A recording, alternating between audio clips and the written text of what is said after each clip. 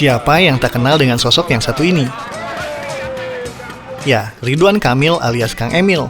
Sosok yang kini menjabat sebagai Gubernur Jawa Barat itu nampaknya sudah tak asing di telinga sebagian besar masyarakat Indonesia.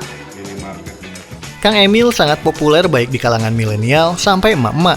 Ternyata, pria yang akan genap berusia 53 tahun pada bulan Oktober mendatang itu masuk ke dalam radar survei Capres 2024. Bahkan posisinya cukup bagus. Misalnya dalam hasil survei yang dilakukan oleh Saiful Mujani Research and Consulting atau SMRC, sosok Kang Emil berhasil menempati urutan keempat. Buktinya, coba lihat grafik semi terbuka tentang sosok capres yang dipilih sebagai presiden bila pemilihan digelar sekarang ini.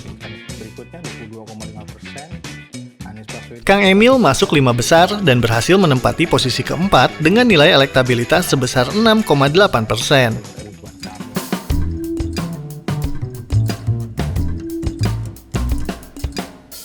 Meski jauh dari isu pencalonan Pilpres, faktanya elektabilitas Kang Emil ini justru berhasil mengalahkan sosok-sosok lain yang santer dikabarkan serta mempunyai ambisi untuk bisa bertarung dalam pemilu 2024, baik sebagai capres maupun sebagai cawapres.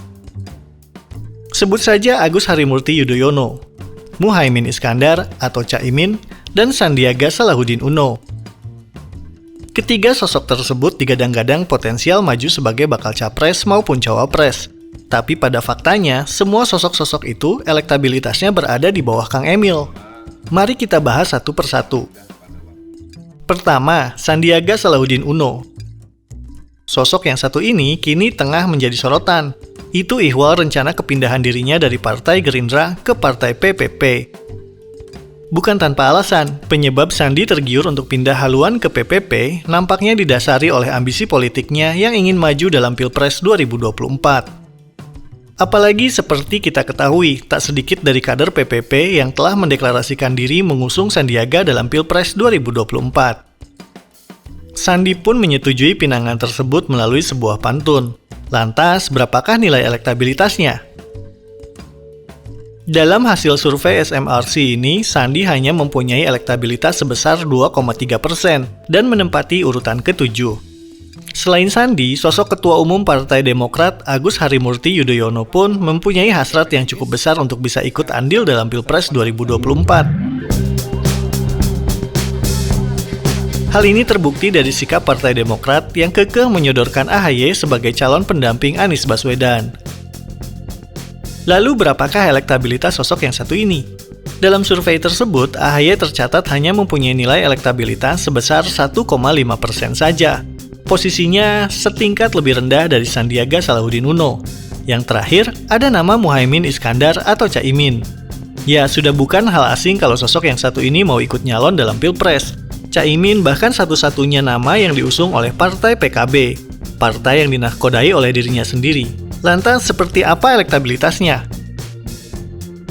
Bila melihat hasil survei dari SMRC, Caimin nampaknya kecil kemungkinan bisa menang sebagai Presiden 2024.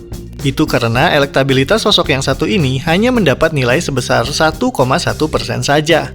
Caimin menempati urutan ke-10 atau berada tepat di bawah sosok mantan Panglima TNI Andika Prakarsa. Nah, setelah melihat hasil survei ini, bagaimana menurut kalian? Apakah Ridwan Kamil memang layak diusung sebagai capres? Mengingat elektabilitas sosok tersebut justru jauh lebih besar ketimbang elektabilitas sang Ketua Umum Golkar sendiri, yang ditunjuk sebagai capresnya Golkar. Erlangga Hartarto bahkan berhasil dikalahkan oleh Sandiaga, AHY maupun Caimin dengan elektabilitas sebesar 0,5% dan berada di posisi ke-13.